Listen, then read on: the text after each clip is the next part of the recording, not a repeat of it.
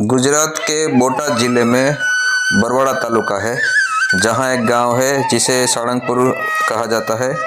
वहाँ एक हनुमान जी का मंदिर है जिसे कष्टभंजन देव के नाम से जाना जाता है और ये काफ़ी प्रसिद्ध मंदिर है यहाँ का।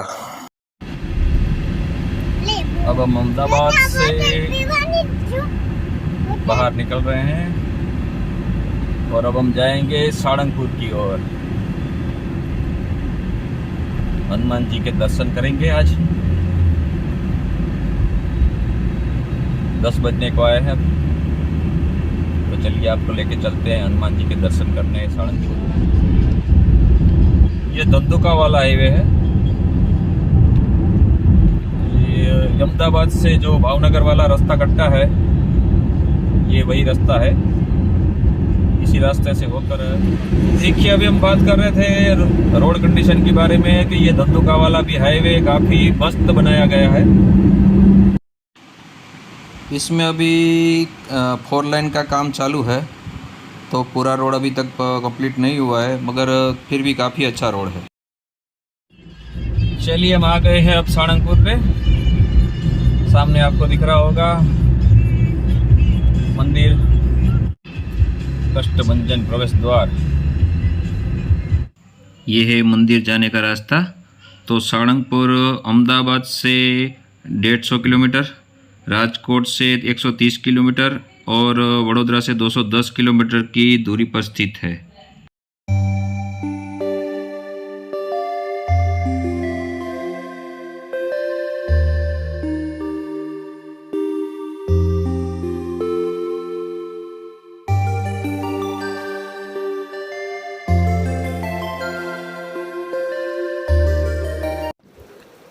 मंदिर के इष्ट देव कष्टभंजन हनुमान जी की मूर्ति की स्थापना स्वामीनारायण संप्रदाय के गोपालानंद स्वामी जी ने की थी।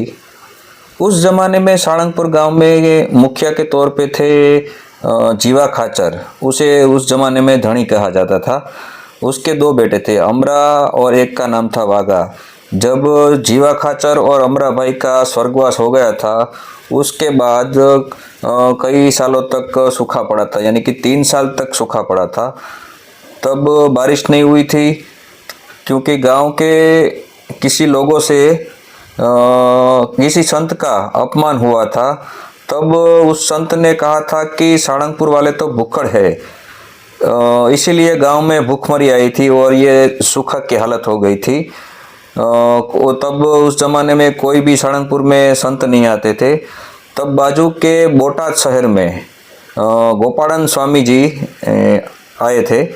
तो वाघा भाई गांव के थोड़े लोगों के साथ बोटाद गए और पूरी व्यथा बताई गोपालानंद स्वामी जी को कि सूखा तो सहन कर सकते हैं, मगर गांव में कोई संत नहीं आता है, तो वो उसके बिना हम नहीं रह सकते हैं।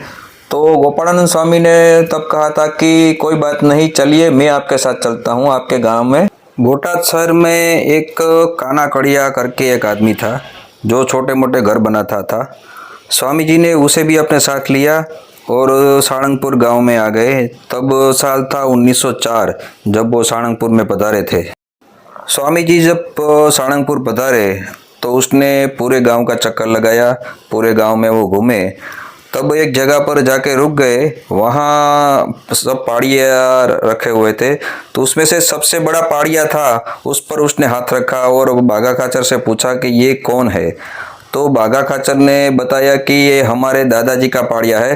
पाड़िया मतलब एक तरह की समाधि होती है, जैसे वैसे ही उसको पाड़िया बोलते हैं। तो स्वामी जी ने कहा इसमें से हम हनुमान जी की मूर्ति बनाते हैं। तो वाघा खाचर ने कहा कि कोई बात नहीं, अगर जो गांव की भलाई होती है तो हम हनुमान जी की मूर्ति इसमें से बनाते हैं, और उसने भी हामी भरी। स्वामी जी जो काना कड़िया को अपने साथ लेके आए थे उसे बुलाया और उसे कहा कि इसमें से हनुमान जी की एक सुंदर मूर्ति बनाओ।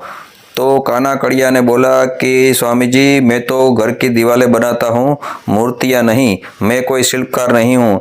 तब स्वामी जी ने कहा कि कोई बात नहीं, मूर्ति बन जाएगी। उसने एक कागज पर मूर्ति बनाई और कहा कि ऐसी मूर्ति बनानी है, तुमसे हो जाएगी, तुम बनाओ।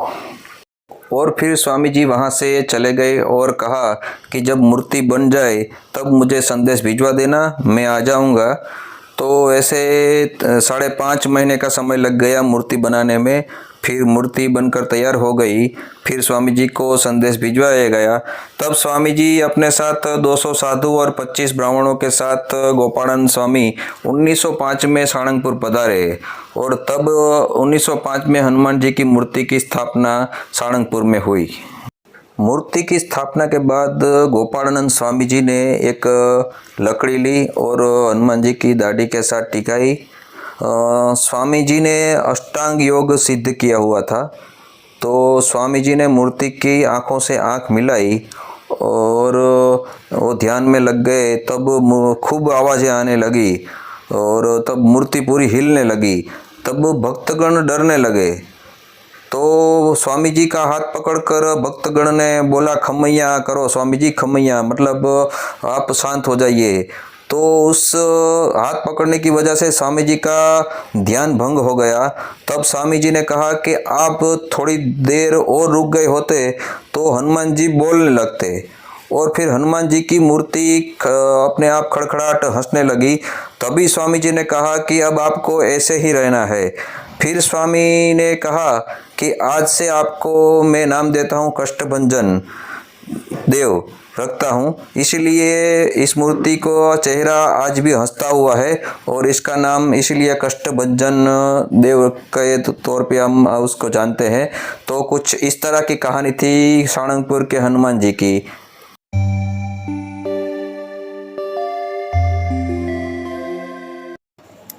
यहाँ मंदिर की ओर से निःशुल्क भोजन चलाया जाता है। यहाँ पर आप भोजन कर सकते हैं। यहाँ पर 4 से 5 हज़ार लोगों का एक साथ भोजन ले सके इतनी व्यवस्था की गई है। तो बात करते हैं यहाँ के टाइमिंग के बारे में। तो सुबह में 7 से 9 बजे तक आपको नाश्ता मिलता है। दोपहर का खाना आपको 11 बजे से 2 बजे तक मिलता है और रात का खाना आपको 7 बजे से 9 बजे तक आप भोजन ले सकते हैं। तो कुछ इस तरह की है इस टाइमिंग। और ये है यहाँ का भोजनालय, देख सकते हैं आप। अब बात करते हैं सारंगपुर में आप कहाँ रुक सकते हैं। तो आप देख सकते हैं ये है स्वामीनारायण अतिथि भवन। इसमें आप 800 से 1500 तक का रूम ले सकते हैं। और उसी के पास में बना हुआ है यह कष्टभंजन अतिथि भवन। देखिए रूम की कुछ प्राइस इस तरह है। तो यहाँ पर आपको 300 से 700 तक का रूम मिल जाएगा। और आप चाहें तो पास में एक जनरल हॉल भी बना हुआ है जिसमें आपको फ्री में रुक सकते हैं। देखिए ये रहा जनरल हॉल। यहाँ पर आपको लॉकर लेना है तो 100 रुपये जमा करेंगे तो सुबह में जब आप लॉकर का चाबी और ताला लौटाएंगे तो आपको ये लॉकर का पैसा आपको वापस दिया जाएगा। यह है जनरल हॉल। मंदिर के पास में ही बना हुआ है ये श्री हरि मंदिर। तो इसी मंदिर में स्वामीनारायण जी की ये बैलगाड़ी है जिसमें बैठकर ये वो विचरण किया करते थे। और यहाँ पर एक पत्थर भी रखा हुआ है। देखिए ये है वो पत्थर जिस पर बैठकर स्वामीनारायण भगवान स्नान किया करते थे। तो ये है वो पत्थर। चलिए अब आपको लेके चलते हैं ऐसी मूर्ति के पास जिसके एक हाथ पर पूरा नारियल रखने पर दूसरे हाथ पर कटकर नारियल आपके हाथ में आ जाएगा। ये है पूजा पाठ का काउंटर। ये है यहाँ का स्वामीनारायण मंदिर।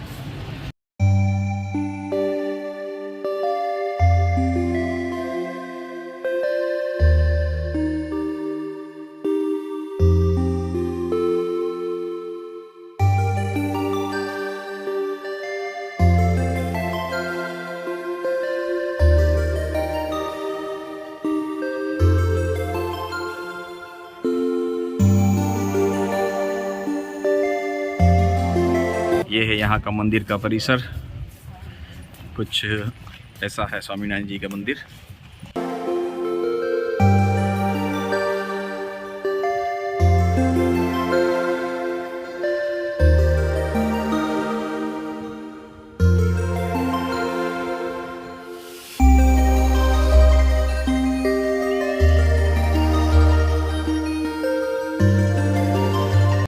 यहाँ का ये खूबसूरत गार्डन।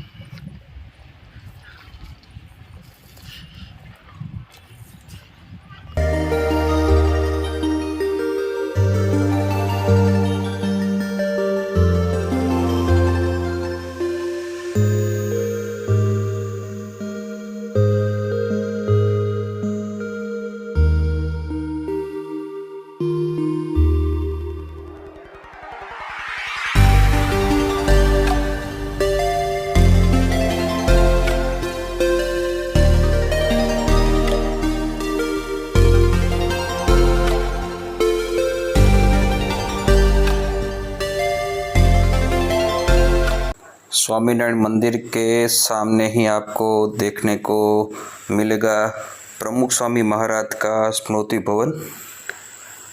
देख सकते हैं यह है स्मृति भवन जो पूरा वाइट बनाया गया है, और इसके अंदर चलते ही आपको प्रमुख स्वामी के चरण पादुका के दर्शन होंगे।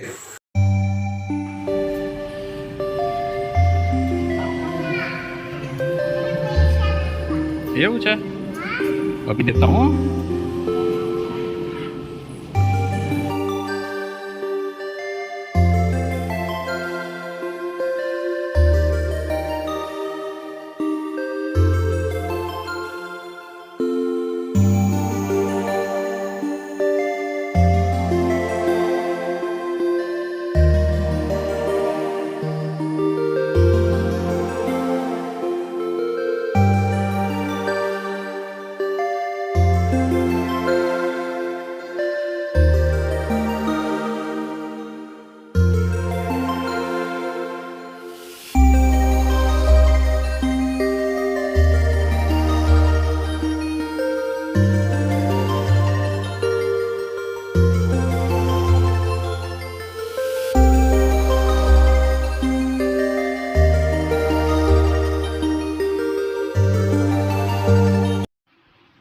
तो अब चलिए इस वीडियो को यहीं पर ख़त्म करते हैं। मिलते हैं आपको एक नए वीडियो में। तो ये वीडियो आपको कैसा लगा कमेंट में ज़रूर बताइए कमेंट करके, और चैनल पे आप नए हैं तो लाइक शेयर और सब्सक्राइब करना ना भूलें। तो बोलिए मेरे संग जय हनुमान, और गुजराती में कहते हैं आवजो।